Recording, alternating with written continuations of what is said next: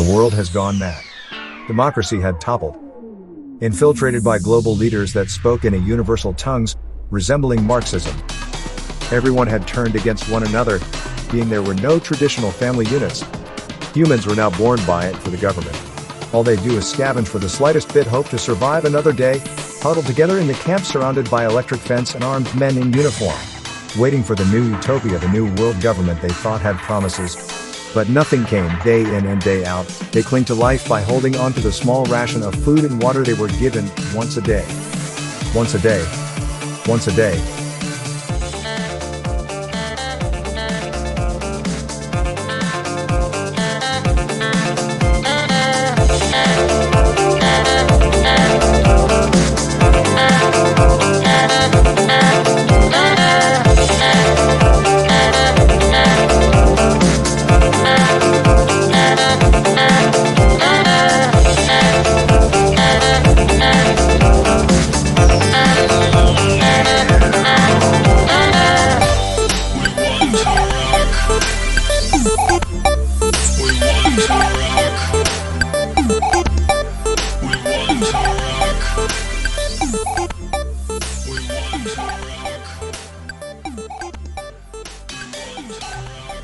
Luckily, there are some rebellions that are being made in the background.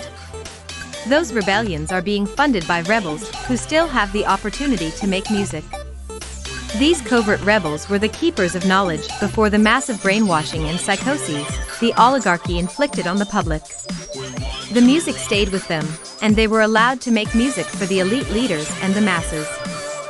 Their compositions, of course, were monitored and approved by the New World government officials.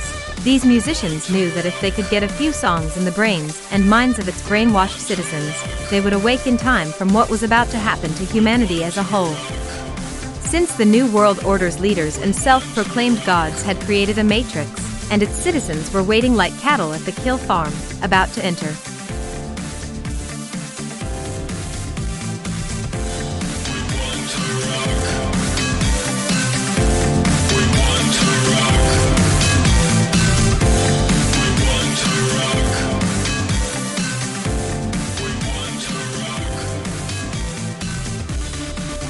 One day at high noon, their radio cut out and began playing rock music over the city streets' intercoms. The New World Order's guardsmen became to panic. The people started to shake, as if they were having a mild seizure, and they very well could have been having them, but most quickly snapped out of the shock. They realized they were in chains, all chained to each other. Most didn't even know their names, but their heads became flooded with memories of what they used to be. Not even a decade ago, they had mostly all had families and loved ones. Once the citizens made eye contact with each other, they instantly started synchronizing. They started dancing as a group, in unison, while listening to the rock music over the street speakers and intercom. They were moving and marching in rhythm towards the New World Order's guards. The guards were not so big and strong anymore. In fact, they were weak and slow. They couldn't escape the world citizens, who were marching in unison. Each guard was then overtaken and killed by the New World citizens. And their weapons were taken.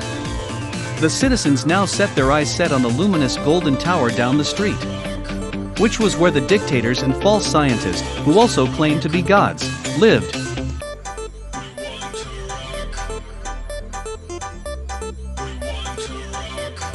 It didn't take long for the world's citizens to crash down the Golden Tower's doors.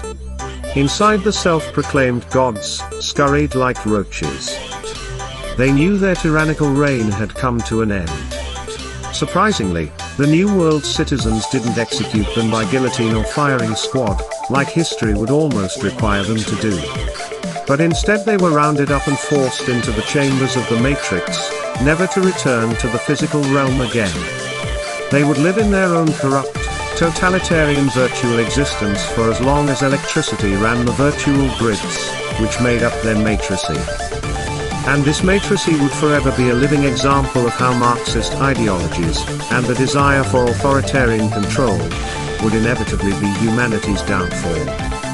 These types of people that had implemented and ushered in the autocracies of human suffering in this new world order, would now be weeded out from all the physical realms that the now free citizeness of the world resided in.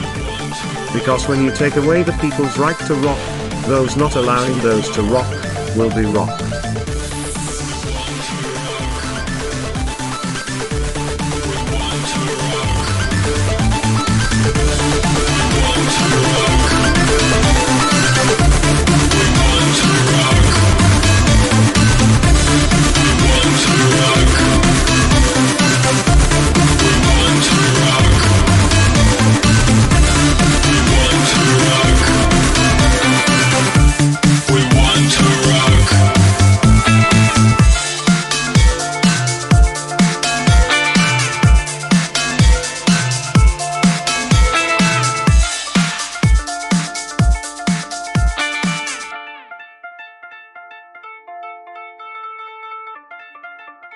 The world has gone mad. Democracy had toppled.